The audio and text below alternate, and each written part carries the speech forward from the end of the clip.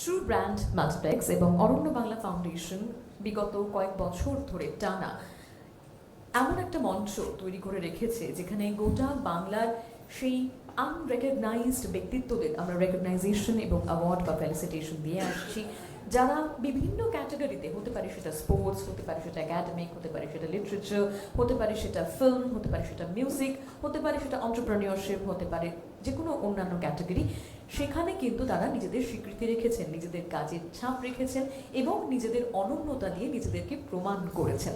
আমাদের আজকের মঞ্চ কিন্তু তার ব্যতিক্রম নয়। আমাদের আজকের এই মঞ্চ আমরা এরকম বহু মানুষ পেয়েছি যারা শুধুমাত্র যে নিজের জন্য কাজ করেন তা কিন্তু নয়, কাজ তো আমরা সবাই করি কম বেশি, কিন্তু সেই কাজ আরও 5টা মানুষের জীবন আলোয় আলোকিত করে, সেই কাজ আরও 5টা মানুষকে জীবনে সচ্ছল এবং স্বনির্ভর হতে সাহায্য করে, সেই কাজ যার মধ্যে দিয়ে কোনো সামাজিক বার্তা দেওয়া যায়, এরকম কোনো কাজের মাধ্যমে যারা নিজেদেরকে একটু স্বতন্ত্র প্রমাণ করেছেন, আমাদের এই মঞ্চ তাদের কাছেই মাথা নত করেছে বারে বারে।